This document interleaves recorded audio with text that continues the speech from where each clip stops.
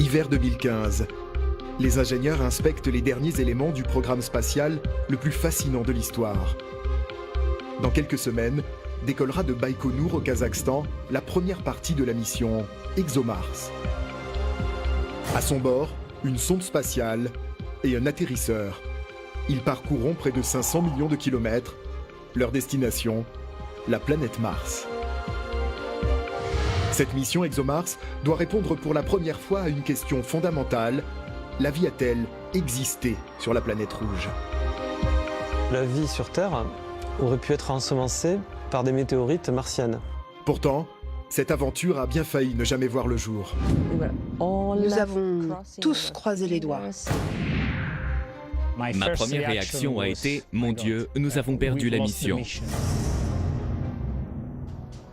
Alors comment cette mission est-elle née?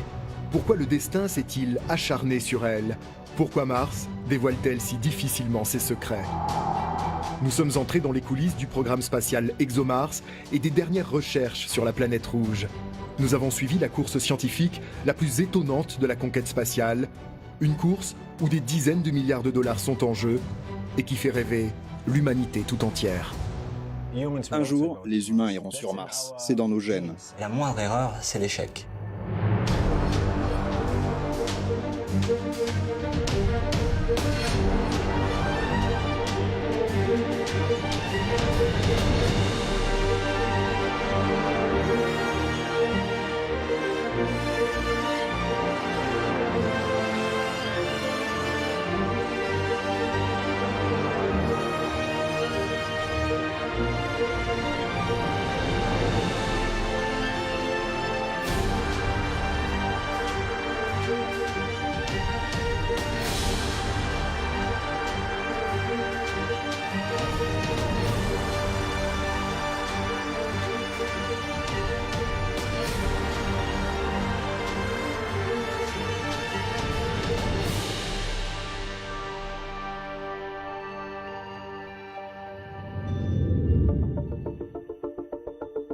L'Europe n'a jamais réussi à se poser sur Mars et à communiquer avec la Terre, tant l'opération est difficile.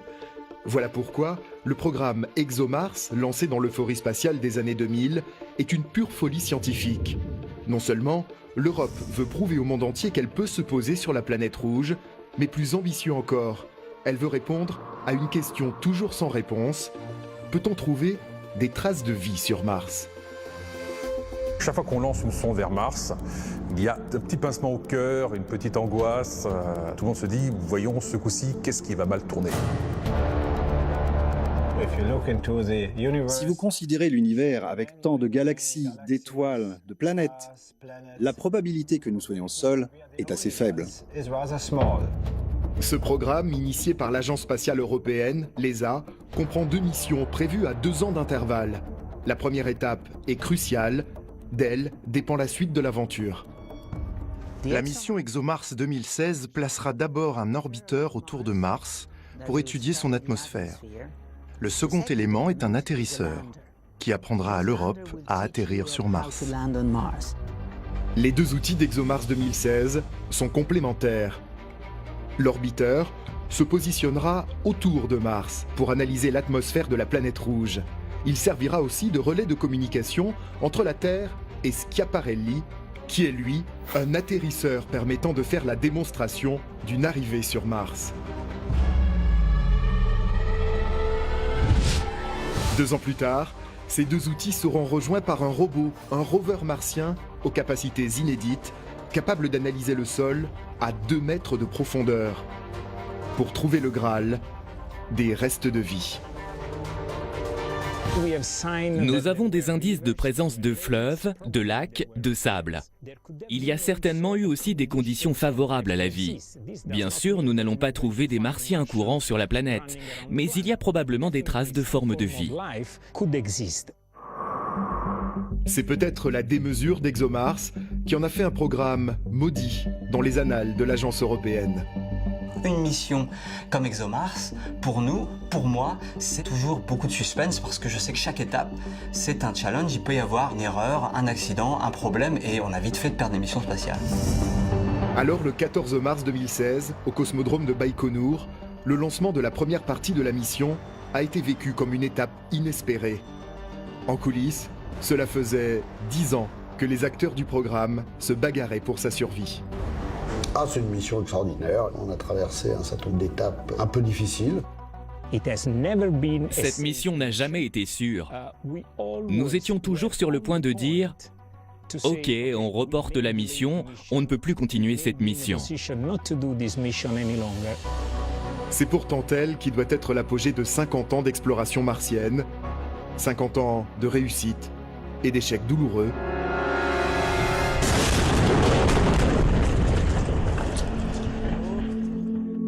Avec une histoire qui commence en 1964. Le cimetière des sondes, c'est le surnom que pourrait porter à juste titre la planète Mars. Beaucoup de sondes ont disparu en cours de route, certaines ont disparu à l'arrivée, et d'autres sont parvenues à Mars et ont oublié de s'arrêter, ont continué, donc n'ont servi approximativement à rien. Le premier survol de cette planète mystérieuse, nous le devons à l'engin spatial américain Mariner 4.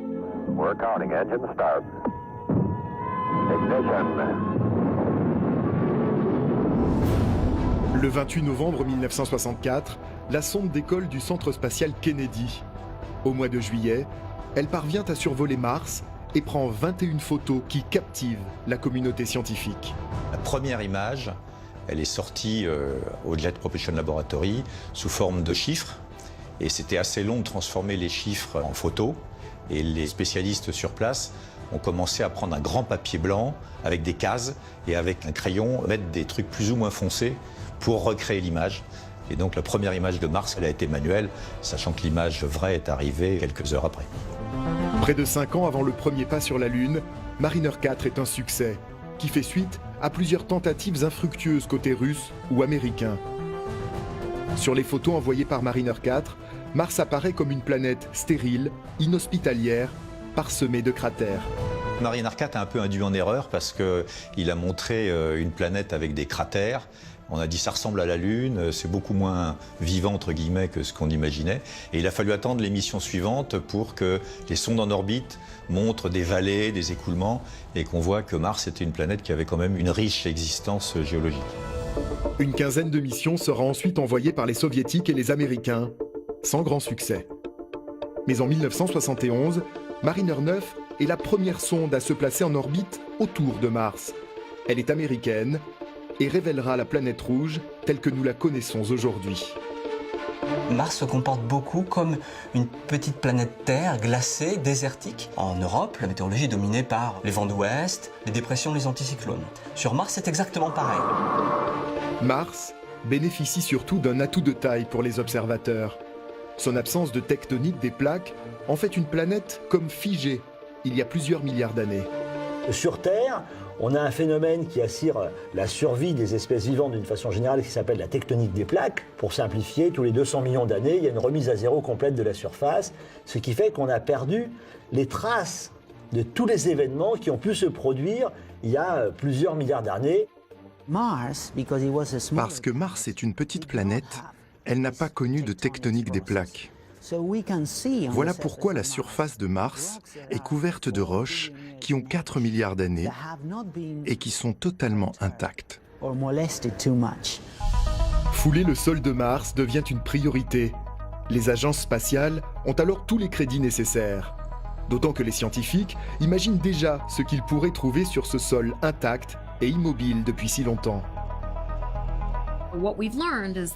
Nous savons qu'il y a plusieurs milliards d'années, la surface de Mars était couverte d'un vaste océan. Ce qui nous mène à plusieurs questions. D'abord, est-ce que les conditions ont été présentes pour que la vie naisse sur Mars ? L'existence de cet océan nous incite à répondre oui à cette question. Ensuite, est-ce que cet océan a existé pendant une assez longue période pour que la vie se développe et atteigne des formes complexes ? Là encore, nous pensons que la réponse est oui. Quand les missions américaines Viking parviennent à se poser sur Mars, le rêve devient réalité. Nous sommes en 1976 et l'ambition est grande, prouver l'existence d'une vie martienne. Viking 1 et 2 ont vraiment changé l'histoire de l'exploration spatiale. car c'est la première fois qu'on s'est posé sur une autre planète, et non pas juste sur notre Lune. Mais la mission est un demi-échec. Jamais Viking 1 et 2 ne pourront apporter de preuves d'une vie passée. La NASA doit se rendre à l'évidence. Mars refuse de livrer ses secrets et l'agence a dépensé $1 milliard pour rien. Pourtant, les scientifiques veulent toujours croire en Mars. Et au milieu des années 90, peu de temps après la perte de la sonde américaine Mars Observer, une mission titanesque qui influencera ExoMars marque la communauté scientifique au fer rouge. Le 16 novembre 1996, l'une des plus ambitieuses missions de l'histoire s'envole pour Mars grâce à une fusée russe Proton. Son nom, Mars 96. Elle aura mobilisé des milliers de scientifiques d'une vingtaine de pays pendant plus de 10 ans. Mais pour une raison inconnue, la sonde se désintègre quelques minutes après son lancement. L'échec des Mars 96 a été une très grande douleur pour tous les gens qui ont travaillé dessus. C'était une sonde extrêmement ambitieuse. Mars 96 était un projet très riche. Cet élan qui avait été donné a été poursuivi jusqu'à la création du programme ExoMars. Ambitieuse et démesurée, Mars 96 aura néanmoins permis de relancer la quête du Graal, la recherche d'une vie martienne. L'Europe n'a encore jamais tenté de toucher la planète rouge. Alors dans cette dynamique, juste avant le projet ExoMars, l'Agence spatiale européenne lance Mars Express. Les scientifiques européens ont essayé d'atteindre Mars sur une mission russe, Mars 96, qui n'a pas fonctionné malheureusement. Alors nous avons essayé d'oublier cet échec avec une mission martienne mise au point rapidement, d'où le nom Express, Mars Express. Avec Mars Express en 2003, une sonde spatiale européenne est pour la première fois en orbite autour de Mars. L'ESA se sont poussé des ailes, ExoMars va naître. On retrouve sur ExoMars des équipes qui ont travaillé sur Mars Express et avant sur Mars 96. Mais pas question de brûler les étapes. L'Europe doit d'abord prouver qu'elle peut se poser sur Mars. L'embryon d'ExoMars est alors un démonstrateur technologique. Son travail, se poser et émettre un signal. Ce démonstrateur sera conduit par un lanceur Soyouz. Mais très vite, les scientifiques s'emballent et veulent ajouter au démonstrateur des expériences de recherche de vie. Derrière les ambitions technologiques se sont greffées, bien entendu, des ambitions scientifiques qui ont fait que l'ensemble du système a beaucoup augmenté en masse, en taille, donc en coût aussi. L'embryon d'ExoMars devient un démonstrateur plus lourd, plus complet, trop lourd pour partir sur Soyouz. On a pensé à faire partir ExoMars sur Soyouz, on a pensé à faire partir ExoMars sur Ariane 5, malheureusement. Ariane 5 est un très bon lanceur, mais pour ce type de mission, il est un peu cher. Donc on s'est dit, on va travailler avec les Américains. Ils nous ont proposé de partir sur des lanceurs américains, qu'ils payaient eux. La NASA avait cette grande particularité d'être la seule agence au monde à avoir atterri sur Mars. Et donc le choix de la NASA était un choix tout à fait naturel. Quand les Américains rejoignent l'aventure en 2009, ExoMars est déjà un projet de rover, un petit robot capable de bouger et de mener des expériences sur la planète. Mais le programme est trop cher. La NASA devient alors un maillon essentiel. À la validation du contrat, la communauté scientifique est loin d'imaginer que le programme ExoMars vient aussi de signer son arrêt de mort. Le décollage de la mission est repoussé en 2011, puis 2013. Finalement, ce sera 2016. ExoMars devient un programme américano-européen le plus incroyable de l'histoire, le plus complet aussi. Le projet validé en 2009 comprend toujours un orbiteur, autrement dit un satellite, et un atterrisseur qui se posera sur Mars. Le décollage de 2016 est confirmé, mais le robot, lui, ne partira qu'en 2018. Il sera même accompagné d'un rover designé par la NASA, MAX-C. Les deux appareils auront une spécialité, l'exobiologie, une science aussi audacieuse que fascinante. Pourquoi la Terre serait-elle la seule planète à accueillir la vie? Longtemps d'ailleurs, les scientifiques ont pensé que Mars pouvait encore être habité. Jusqu'aux années 60, les changements de couleur à sa surface étaient même interprétés comme une présence de végétaux. Nous savons aujourd'hui qu'il n'en est rien, mais que la vie a peut-être frôlé Mars. Il n'y a de l'eau liquide qu'à la surface de la Terre dans le système solaire, mais on pense que dans le passé, Mars a eu de l'eau liquide qui a ensuite disparu après quelques centaines de millions d'années. Une des choses que l'on sait sur Mars, c'est qu'il y a 3 ou 4 milliards d'années, il y avait des lacs, des rivières d'eau liquide comme sur Terre. Or, à la même époque, sur Terre, la vie est apparue. Donc, pourquoi pas sur Mars? Pourtant, cette vie n'est certainement pas comme on l'imagine. Il pourrait s'agir de micro-organismes à une seule cellule, très primitifs. On peut penser à des êtres unicellulaires avec des structures extrêmement simples, des protobactéries, des bactéries, des virus. Ce genre de matériaux, on serait capable aujourd'hui de les identifier et peut-être de les analyser sur place. Cette recherche de traces de vie, c'est la raison d'être de l'exobiologie. L'exobiologie, c'est essayer de comprendre si la vie existe ailleurs que sur Terre. En répondant à cette question-là, on s'interroge sur comment la vie a-t-elle germé sur Terre. La vie est-elle banale dans l'univers? Est-elle rare? Est-elle unique? Aujourd'hui, Mars est un royaume difficile et presque inatteignable pour les humains. Son diamètre représente la moitié de celui de la Terre et sa température moyenne est de moins 55 degrés. Mars est une planète difficile. Il y a des différences de température de 100 degrés entre le jour et la nuit. La nuit, par exemple, il peut y faire très très froid, jusqu'à moins 120 degrés. La pression atmosphérique est très faible sur Mars. Et c'est la pression qui règne sur Terre à 35 km d'altitude. Et comme cet air qui est autour de vous est froid, mais est très peu dense, il ne va pas tellement vous donner une sensation de froid. De fréquentes et violentes tempêtes de poussière balayent sa surface et l'air est totalement vicié, irrespirable. L'atmosphère martienne, elle a une composition totalement différente puisqu'elle est composée à 96% de gaz carbonique. L'atmosphère martienne est très mince. Le vent peut atteindre une importante vitesse qui répand de la poussière partout. Mais cette atmosphère est si mince que ce vent n'a pas beaucoup de puissance. Seule consolation, les journées sur Mars sont plus longues de 37 minutes et la gravité est plus faible que sur Terre, accentuant la sensation de légèreté. Sur Mars, vous pesez 0,38, un gros tiers de votre poids terrestre. Moi, avec presque 75 kg, sur Mars, je pèse 28 kg. Quant à sa surface toxique, elle est bombardée de rayonnements cosmiques mortels.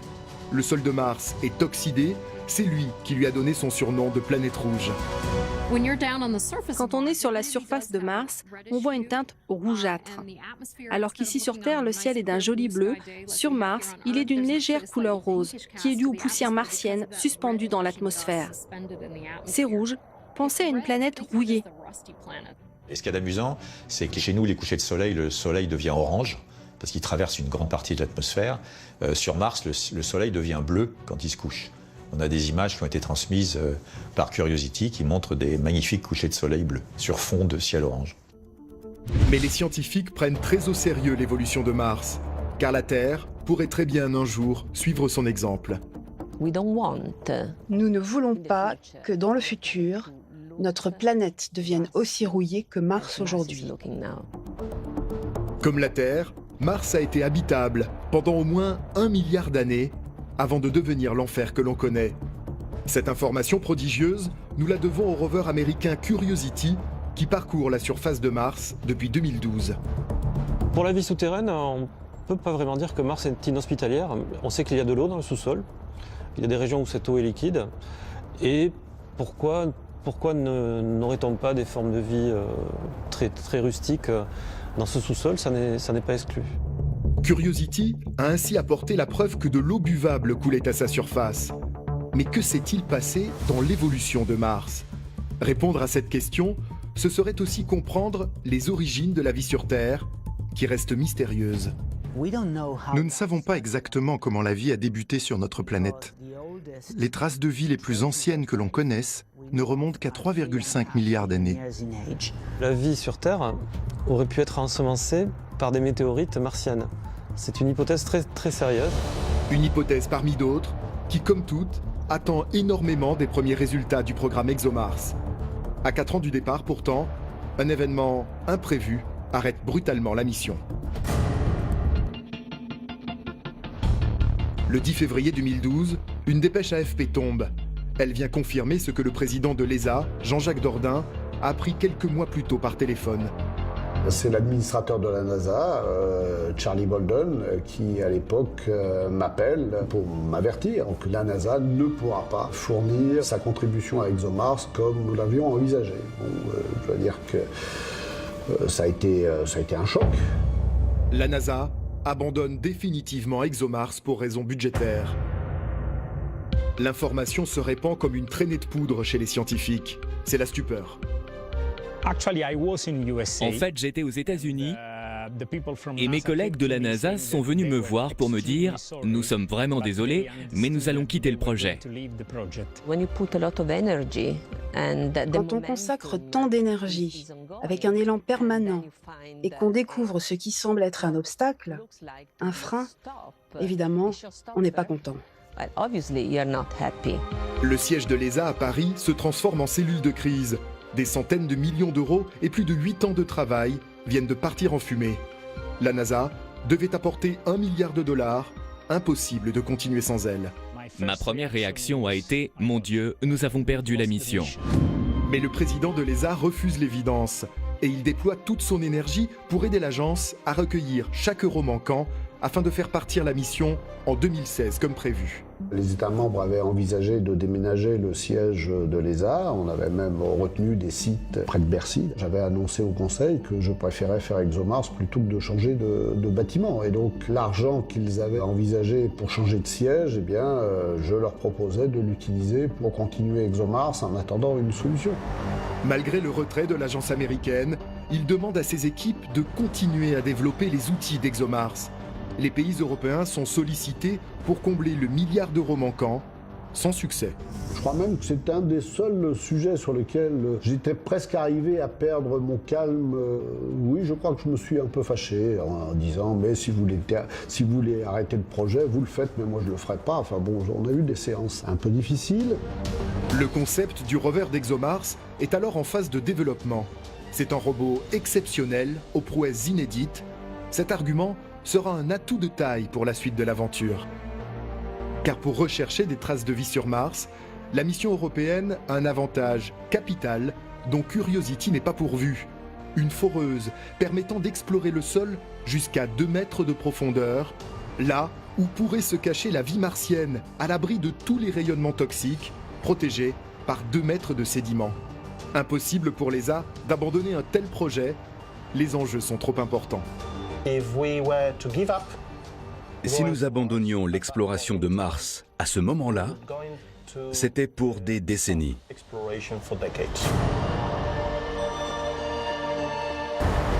En coulisses, il se murmure déjà que la NASA a abandonné ExoMars pour se consacrer à d'autres missions martiennes encore plus ambitieuses. En fait, la raison n'était pas liée au budget de la mission, à mon avis. Il est probable que la NASA ne souhaitait pas s'engager dans un programme à long terme. L'agence voulait avoir les mains libres. Dans la tourmente, la détermination de Jean-Jacques Dordain finira par payer. Alors qu'il pense jeter l'éponge, ExoMars bénéficiera d'un soutien inattendu. À l'initiative de Jean-Jacques Dordain, une réunion très discrète est organisée entre les 3 agences les plus puissantes au monde. L'ESA pour l'Europe, la NASA pour les États-Unis et Roscosmos, l'agence russe. Je me souviens d'une réunion à Paris avec les 3 agences autour de la table. Pendant un moment, ExoMars a été la mission des 3 agences spatiales. C'est au cours de cette entrevue que Roscosmos comprend tout l'intérêt d'une mission comme ExoMars. Les Russes ont vraiment une revanche à prendre sur Mars. Les Russes ont enchaîné les problèmes, les défaillances. En avril 2012, un accord entre l'Europe et la Russie est trouvé. Il n'aura fallu que 3 mois pour le mettre en place, un exploit inédit dans l'histoire spatiale. Le programme ExoMars conserve sa substance, mais certains instruments sont modifiés au profit d'instruments russes. Le rover américain MAX-C disparaît. Le programme coûtera 1,2 milliard d'euros. Mais tout reste à faire. Ceux qui pensent que l'on travaille sur ExoMars depuis 2005 ont tort. En fait, la vraie mission, celle que vous voyez maintenant, n'existe vraiment que depuis quelques années. Roscosmos fournira par ailleurs un élément clé, les fusées Proton, pour les 2 lancements du programme. Le rover et son module de descente décolleront en 2018. Mais avant, en 2016, ce sont la sonde orbitale et l'atterrisseur qui seront envoyés vers Mars, avec peut-être à la clé, déjà, des éléments de réponse sur la vie martienne. 7 mois après son décollage, quand il arrivera dans l'atmosphère de Mars, l'engin se séparera en 2 parties. D'un côté l'orbiteur TGO, de l'autre l'atterrisseur baptisé Schiaparelli en hommage à un astronome du 19e siècle. Le TGO a 2 objectifs. Le premier, c'est de conduire Schiaparelli jusqu'à Mars. Le second est de réaliser des expériences autour de Mars. L'orbiteur est un vaisseau spatial assez imposant. Il pèse environ 3700 kg, incluant le carburant à bord. L'orbiteur TGO est une sonde spatiale se plaçant en orbite autour d'une planète. Cette planète, ce sera Mars. C'est la grosse différence entre Curiosity et l'orbiteur d'ExoMars. Curiosity fait des mesures très précises dans une petite région, alors que ExoMars aura une vue globale. Propulsé au diergol pour la mise en orbite et les premières manœuvres, il sera ensuite alimenté par d'immenses panneaux solaires et 2 batteries lithium.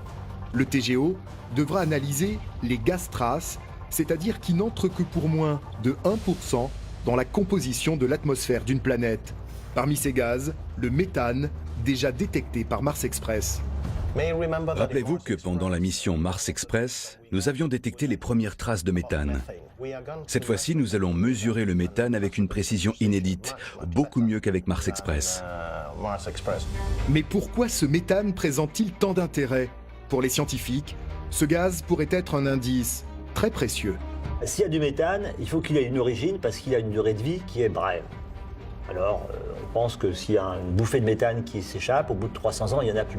Si TGO confirme la présence de méthane, il pourra essayer d'en déterminer l'origine avec des instruments 10 000 fois plus précis que les autres sondes, car ce gaz a forcément été fabriqué récemment.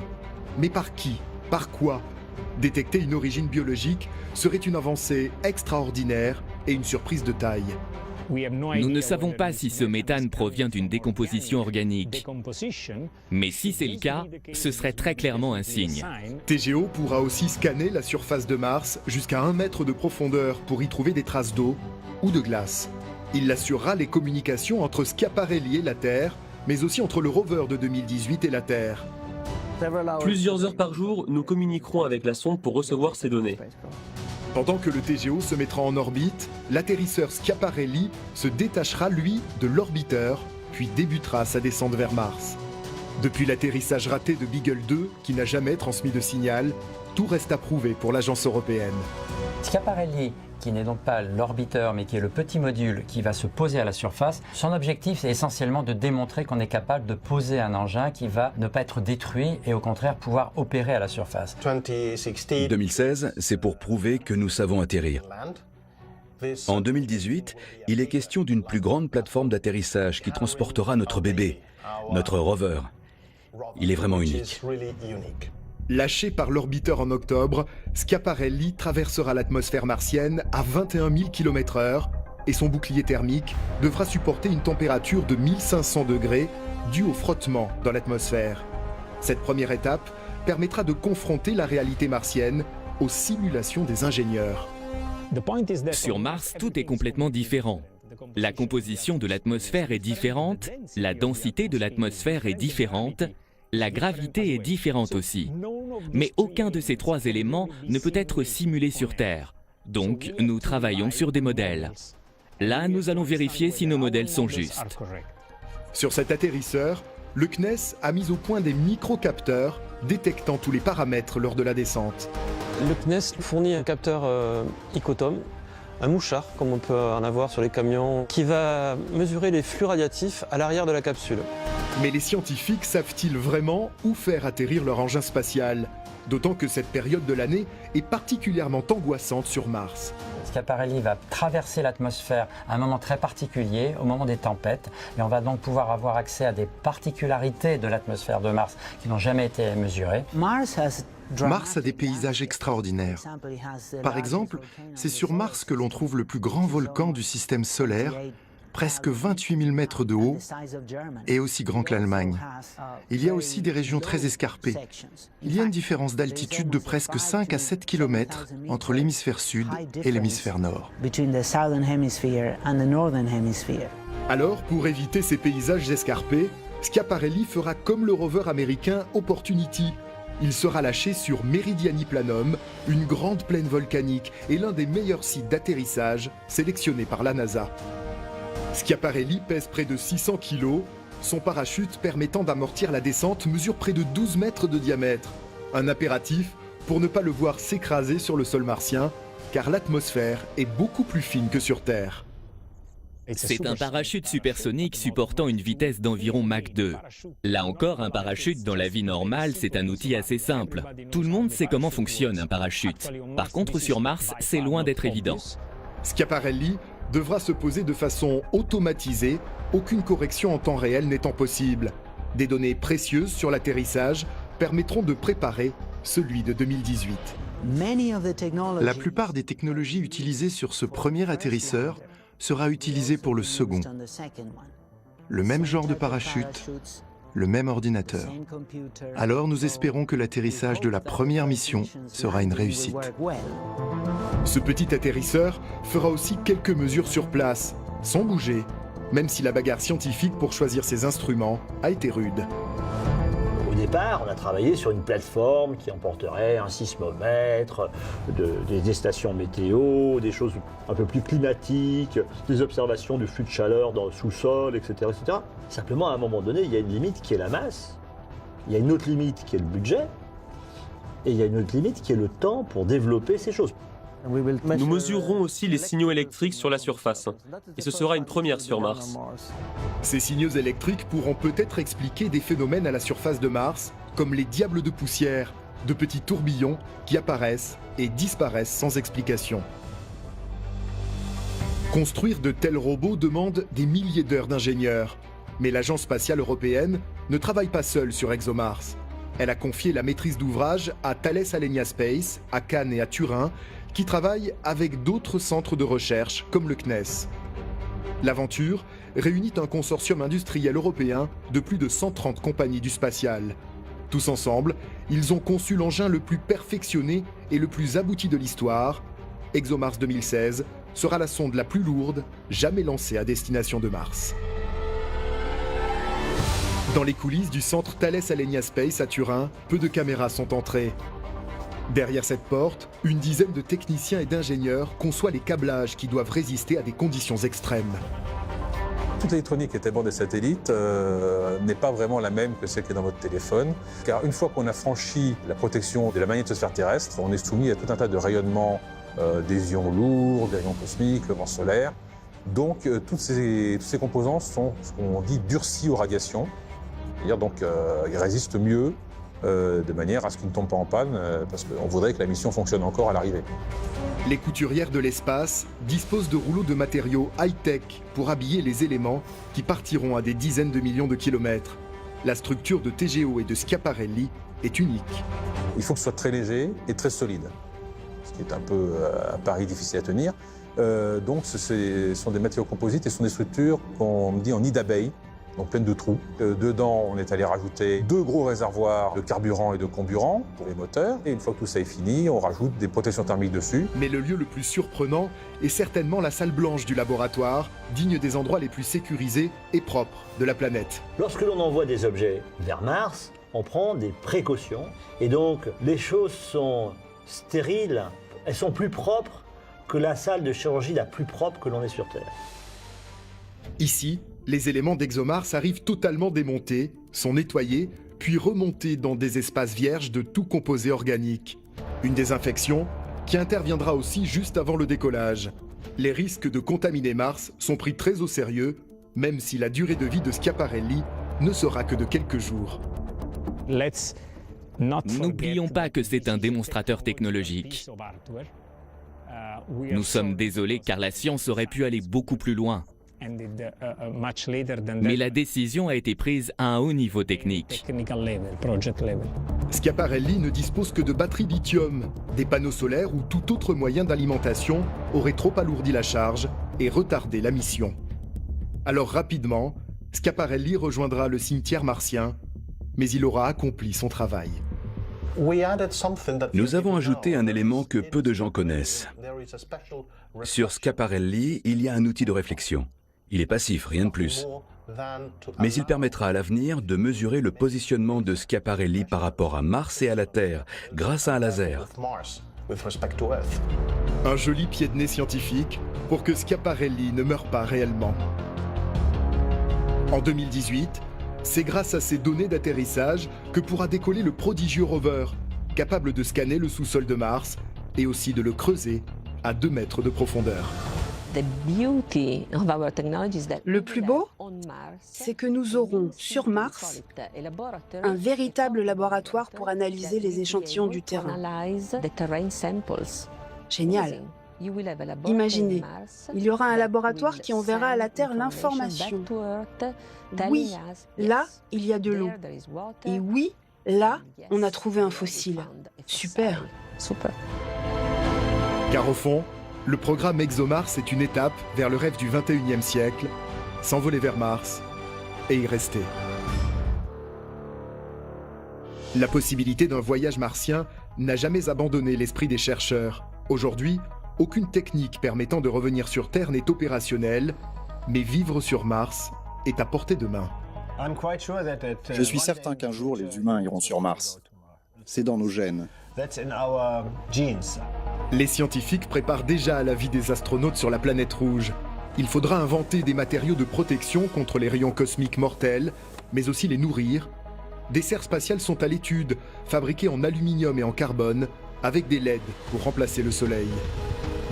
Le sol de Mars en surface est composé de produits oxydants, de perchlorate, qui peuvent être un peu toxiques. La possibilité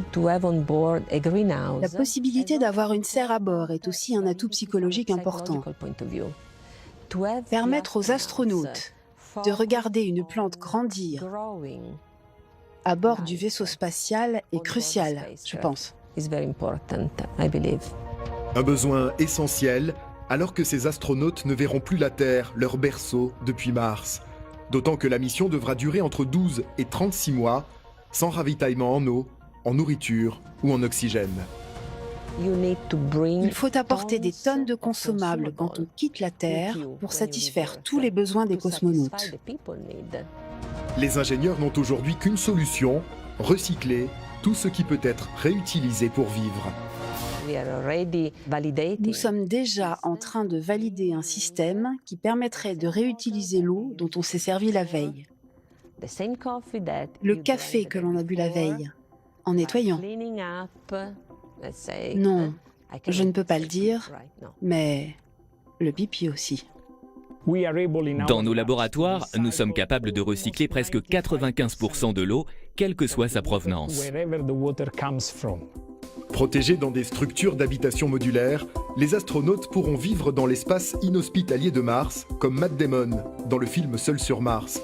C'est une fiction, mais à la hauteur de ce que la NASA ambitionne déjà pour 2035.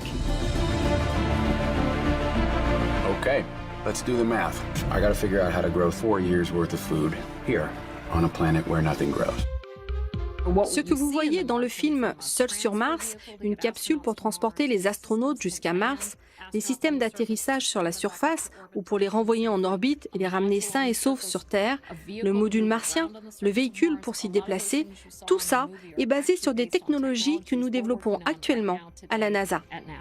Si la NASA a abandonné ExoMars, c'est d'ailleurs peut-être pour se consacrer à un autre projet titanesque, Orion.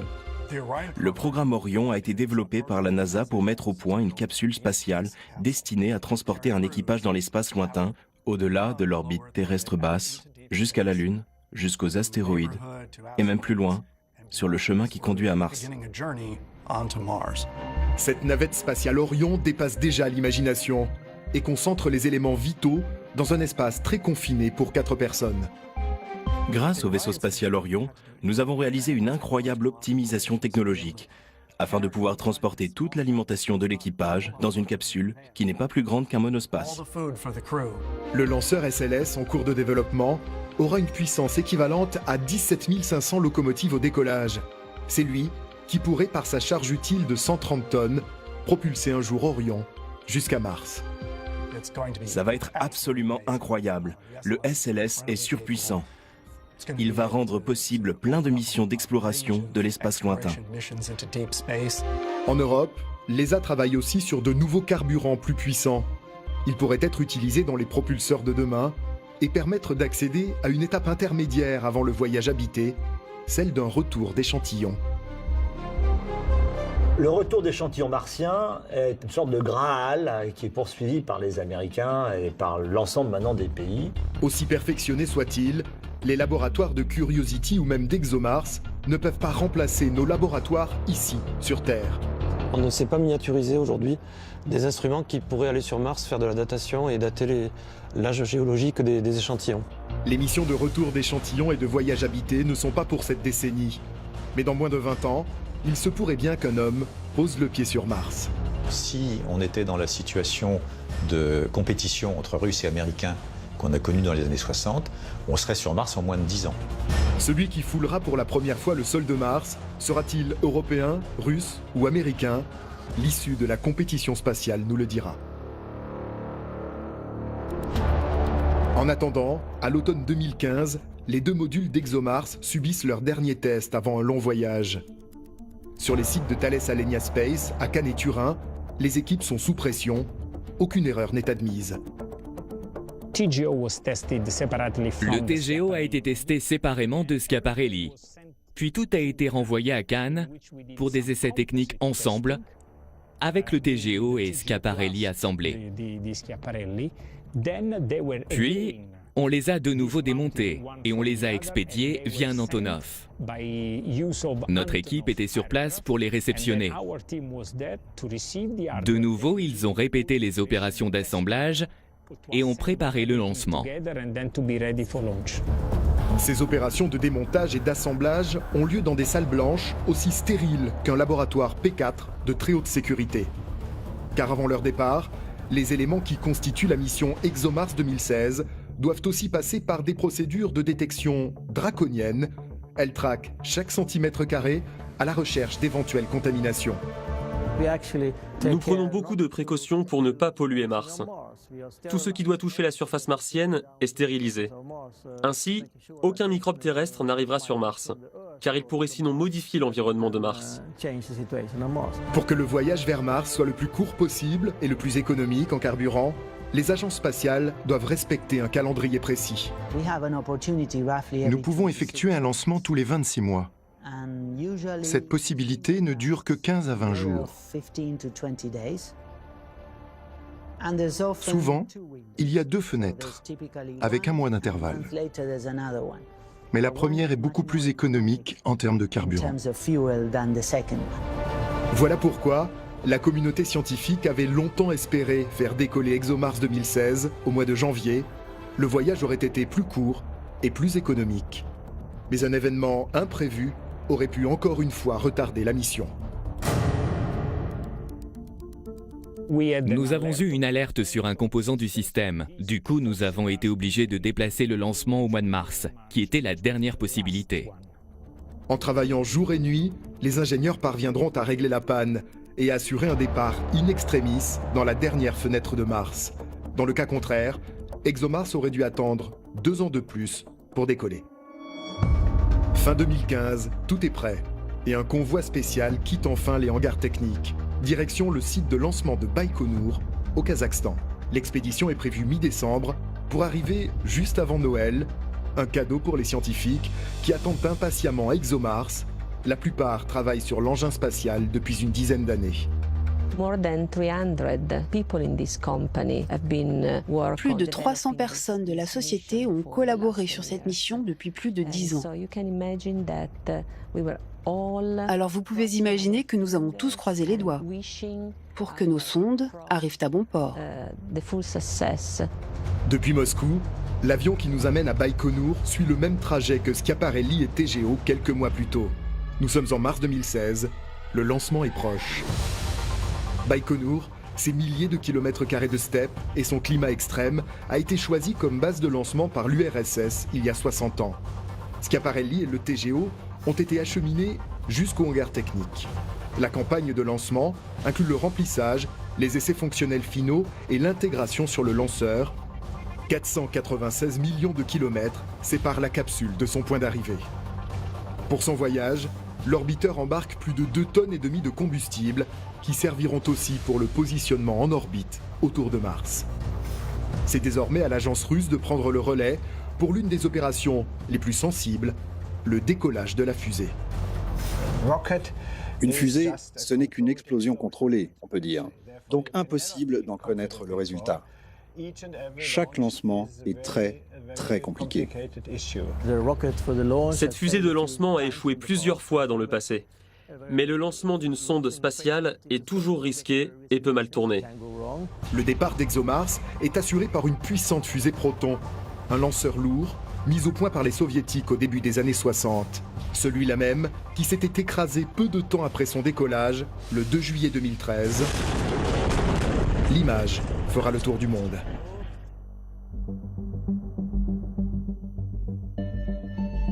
La fusée Proton est sur la base de lancement. L'engin spatial ExoMars est positionné tout en haut, dans la coiffe du lanceur.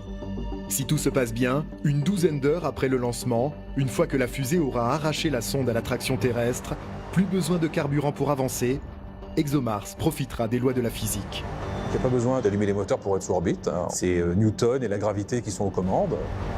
Le programme de lancement est une véritable partition musicale, aussi précise qu'une horloge atomique. Le risque en plus. Il faut bien voir qu'un lancement, puis une injection en orbite, puis une mise en orbite autour de Mars, ça requiert un ensemble de mécanismes, d'allumage, de réallumage, de vérification, de commandes robotiques, informatiques, etc., qui sont d'une complexité quand même impressionnante.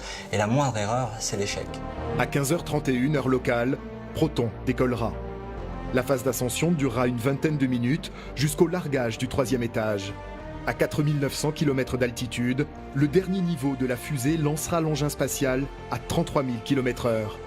TGO déploiera ses panneaux solaires, puis son antenne de communication.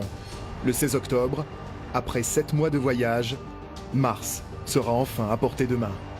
Mais la phase sera l'une des plus critiques de la mission. Octobre 2016, à nouveau une phase critique. La sonde ExoMars 2016 arrive à proximité de Mars. 4 jours avant, elle largue le module Schiaparelli qui va continuer tout droit pour 4 jours plus tard rentrer dans l'atmosphère. Et puis l'orbiteur, le futur satellite ExoMars, lui va faire une petite manœuvre pour éviter Mars, passer à proximité. Et là, il va rallumer ses moteurs. Pour la première fois, l'Agence spatiale européenne utilisera la technique de l'aérofreinage afin de positionner le TGO en orbite basse, proche de Mars. On va utiliser le frottement de l'atmosphère pour ce qu'on appelle circulariser l'orbite, c'est-à-dire donc ramener la sonde près de Mars. À chaque fois qu'elle passera à proximité de Mars, on passe dans l'atmosphère, ça freine, c'est ce qu'on appelle l'aérofreinage, et puis mois après mois, on pourra avoir cette orbite basse. 3 jours après avoir été largué par le TGO, Schiaparelli atteindra l'atmosphère martienne, toujours en rotation sur lui-même pour assurer sa trajectoire. Le bouclier thermique protégera la capsule pendant sa décélération. La suite est digne des plus grands romans de science-fiction, car il s'agit maintenant d'atterrir sans détruire le matériel. À 11 km de la planète, le parachute de 12 mètres de diamètre s'ouvrira, alors que la vitesse sera de 1650 km/h. Un parachute s'ouvrira pour le ralentir davantage, puis un radar s'allumera pour déterminer la distance jusqu'au sol. Dès la stabilisation de Schiaparelli, le bouclier thermique sera éjecté 7 km plus loin, en 2 parties. Les rétrofusées prendront le relais et s'arrêteront quand le module sera tout près du sol. En mode totalement automatique, l'atterrisseur se laissera tomber quand il sera à 1,5 m du sol.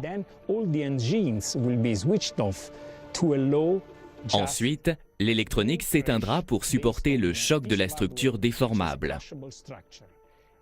Le plus difficile, surtout dans cette dernière phase, est que nous ne pouvons rien faire depuis la Terre. Tout doit être automatique. On a un plateau sur lequel sont les expériences qui va en partie s'écraser sous l'impact et absorber une grande partie des énergies pour que les expériences qui sont sur le plateau, elles, n'aient rien. Un véritable exploit technique. Schiaparelli naviguera en totale autonomie et il sera impossible de modifier sa trajectoire en cas d'erreur. Le signal mettrait 10 minutes pour lui parvenir depuis la Terre. Alors Schiaparelli sortira de sa veille et les mesures scientifiques pourront commencer. TGO continuera sa mise en orbite basse et débutera la détection de gaz. Les paquets d'informations seront transmis à la Terre. Puis Schiaparelli s'éteindra pour toujours. Mais l'Europe aura accompli une mission, prouver au monde entier que la planète rouge était à sa portée. Nous sommes à l'heure du départ, proche du lanceur. Des dizaines de journalistes et de scientifiques sont venus au cosmodrome de Baïkonour. Tous ont en tête le crash de la fusée Proton 3 ans plus tôt. Les informations nous parviennent en russe, par les haut-parleurs, jusqu'à la dernière minute. Puis c'est le compte à rebours. Des années de travail, des centaines de millions d'euros et un chapitre de l'histoire spatiale sont en jeu. La fusée Proton décolle.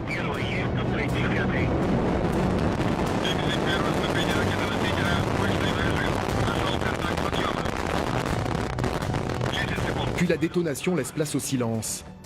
Tout le monde attend. Et c'est le soulagement. Proton a bien décollé. ExoMars 2016 est en route. Je me suis senti vide personnellement. J'ai consacré tant de temps à ExoMars. J'ai vécu tant de dépression, de joie et toutes les phases intermédiaires que je me suis dit en regardant ce lancement, et maintenant, je fais quoi ? Ce projet a été si difficile que pouvoir réaliser le lancement au moment prévu, l'année prévue, et voir décoller cette fusée, c'était très impressionnant. Il y a eu tant d'efforts, des groupes entiers d'ingénieurs et de scientifiques qui y ont collaboré. Oui, c'était vraiment un très beau jour. Quelques heures après, quand la sonde confirme qu'elle est sur la bonne trajectoire, toutes les équipes derrière ExoMars savent qu'elles viennent d'écrire le premier chapitre de l'histoire. Sur Schiaparelli, il y a les noms de tous ceux qui ont travaillé sur cette mission. On était tous derrière, oui, on était là. Perdue dans le cosmos, la mission est en route, à des dizaines de millions de kilomètres. Le rover, lui, est en cours de fabrication pour un lancement peut-être retardé en raison des budgets. Cela fait plus de 50 ans que l'homme attend une réponse. Si la vie a bien touché la planète rouge, c'est ce robot qui la trouvera. Mars serait alors la clé pour comprendre le grand mystère de la vie qui a fait de la Terre l'unique berceau de l'humanité.